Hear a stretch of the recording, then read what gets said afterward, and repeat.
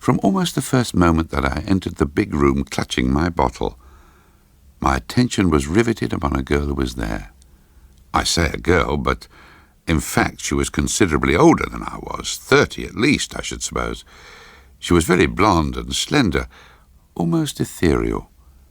She had the greenest eyes I'd ever seen, or have ever seen since, and the biggest too. She wore white boots which went right up under her dress. If this girl worked in my bank, I'd certainly not seen her there. We were never introduced or anything like that, but I simply couldn't bother about anyone else who was there, male or female. I simply gravitated towards and around her. In the end she said, "Hello, you look unhappy." I nodded. That was partly because I was shy and speechless. "Come and sit by me," she said, "and have a drink." Well, the drink was the usual dreadful stuff that you get at parties where everyone's mucking in, but 3 or 4 glasses, each of something different, gave me more confidence, and in the end I was conversing with the girl quite intelligently. We had all kinds of things in common, like books and films and concerts, which I used to go in for at that time as much as I could, and in no time at all I was in 7th heaven. It was absolutely the first time in my life that I had entered that region, and as it happens, it was more or less the last time also. The rest of them were making more and more noise until it was exactly like the bank, or like the sort of tavern my father used to look for. In the end, my girl said, "Let's explore." We went upstairs and entered what I suppose was the parents' bedroom. We sat together on the bed. I said, "Who are you?" "I'm Laura," she said. She did tell me her other name, but I'm keeping that to myself. She even told me her address and telephone number, and of course I should have written them down, but I suppose them to be burned on my brain forever, as one does at that age. "I'm Andrew," I said, and she smiled at me mysteriously.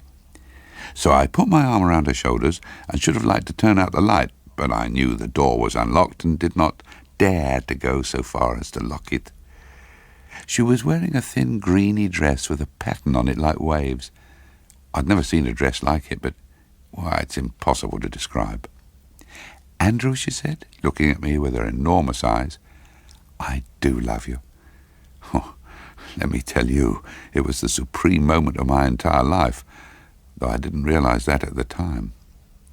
But then she cried, "Andrew, I must go and telephone. I'd quite forgotten.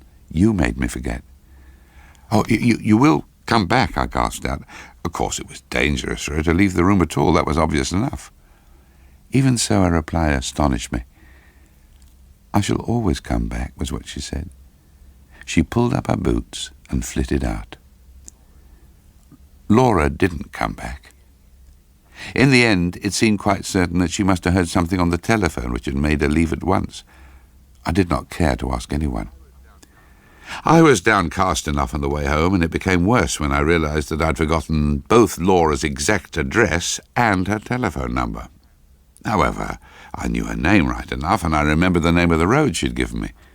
Immediately I reached my digs, I looked Laura up in the communal telephone directory and found that the page was missing. It was not that it had been torn out, though the other chaps often did that. I examined the binding, and it seemed that that particular page had never been there. I slept not one wink that night between rapture and regret. But in the end, I left the banking floor, and I was given a more confidential job of toting records from place to place. It was inevitable that I saw more of the world, though I didn't always like what I saw. On several occasions I even thought of marrying, and the different girls seemed quite keen to have me, but each time I drew back at the last moment. Most men value their freedom, of course, but it was really Laura that was the trouble with me. She'd transfixed me. I could never get her out of my thoughts, though you may think this odd because I believe it was as much as 8 or 10 years before I saw or heard of her again. I was in Paris and strolling through the Parc Monceau on business, when all among the prams and nursemaids I saw her on a seat. My heart turned over. I was all but sick with the shock. "Hello," she said. "You look unhappy." "I am," I said. "It's your fault. You must know that." She smiled in that way which so confused me. "In which case, we'll go and have a drink and make it up." "Oh, you must be cold." I couldn't help saying it because she was wearing very much the same dress and the same sort of boots. And it was a blustery day in Paris with rain every now and then and worse undoubtedly to come. "I've been waiting too," she said reproachfully. She never added much to that. We wandered off across the park to a funny little place in a side street. On the way, though really it wasn't far, we passed a ghastly street accident, or perhaps it was something worse. I tried not to look at it, and as she said nothing, of course I didn't.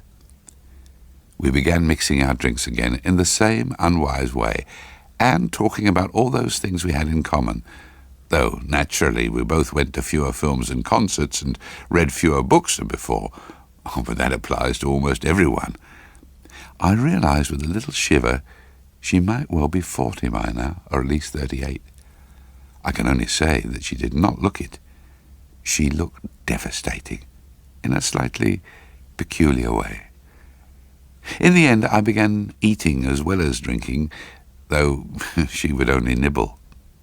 While I was in the middle of one of those hashed-up mock steaks, the patron came up in his red apron and whispered into Laura's ear. She rose instantly. "Excusez-moi," she said absent-mindedly, and as if I'd been a Frenchman. Well, she pulled herself together and added, "Back in a moment," smiling a smile. Then before I could get out a word, she walked quickly out of the cafe. Oh, yes, this time I tore right after her, but the patron clutched at me and held me back by brute force. I suppose he was frightened for his bill, but alternatively it might have been that he knew something I didn't. I mooched miserably about in the chilly drizzle for, I dare say, an hour and a half, trying to keep the cafe entrance under observation. But I knew in my bones that Laura would not return. Not there, anyway. Not then.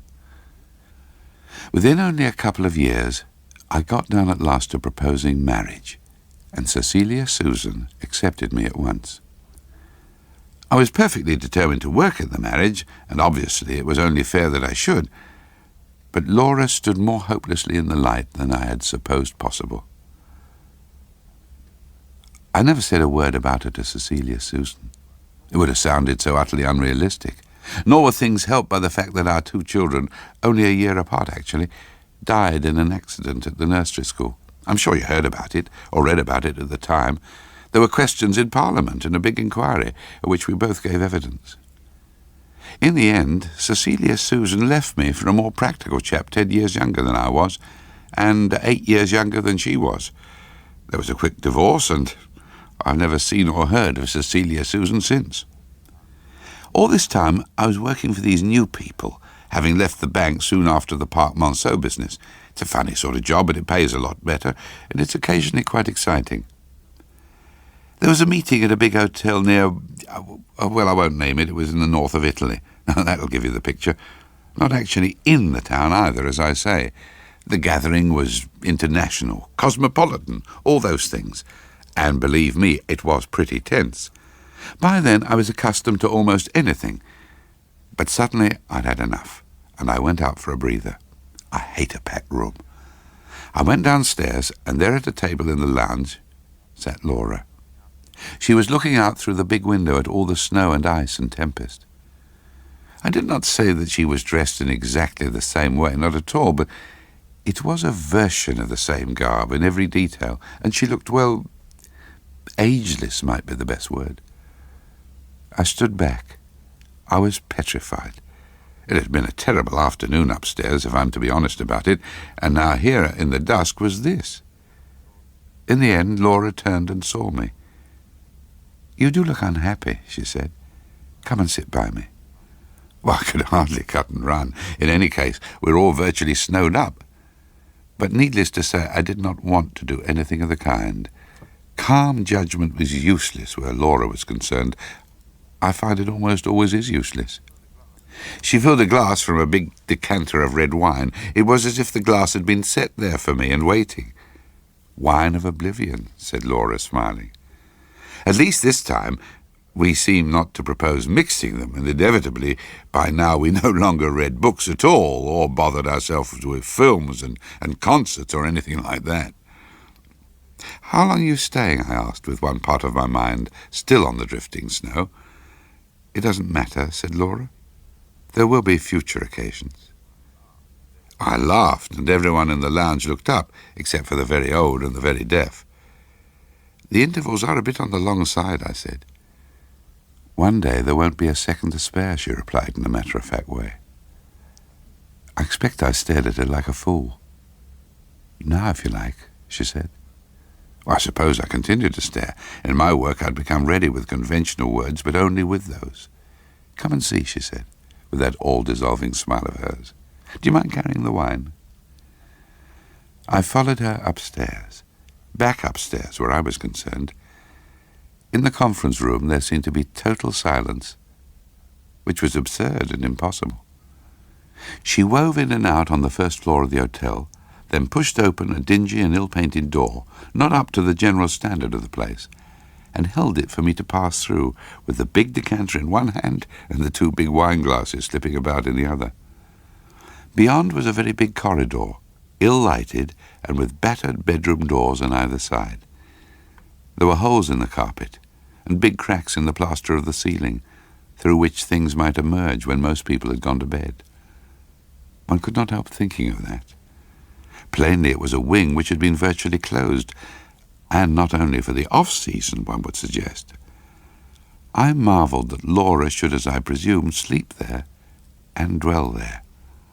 Before long I was unable to reconcile so long a corridor with the outside of the building, as I'd glimpsed it for a moment on arrival. On and on and on I tramped after her, tripping over the ragged carpet, coping with my slithery burdens. She opened a door to our left. I felt immediately that it might have been any door. She stood at the portal, smiling. Really, she was much too lightly clad for the dreadful chill of that corridor, where the central heating had been so long turned off.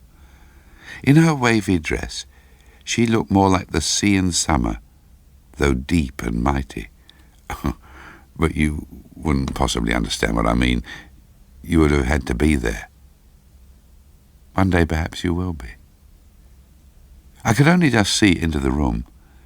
By the few glimmering lights in the corridor, totally insufficient for modern hotel visitors, I could discern in the room only rotting woodwork and huge worms and soiled rags on the floor.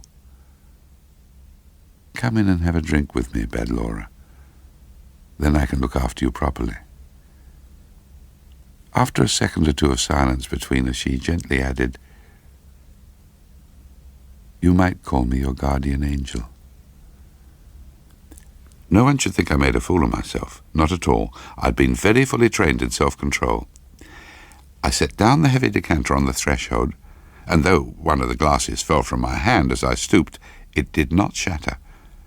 I by no means broke into a panicky rush, but at the most what my late father, who came very much into my mind at that moment, would have called a fast jog-trot, which sufficed perfectly well, though I don't know what might have happened if by mistake I had run in the wrong direction. Naturally, I've not again seen Laura as yet.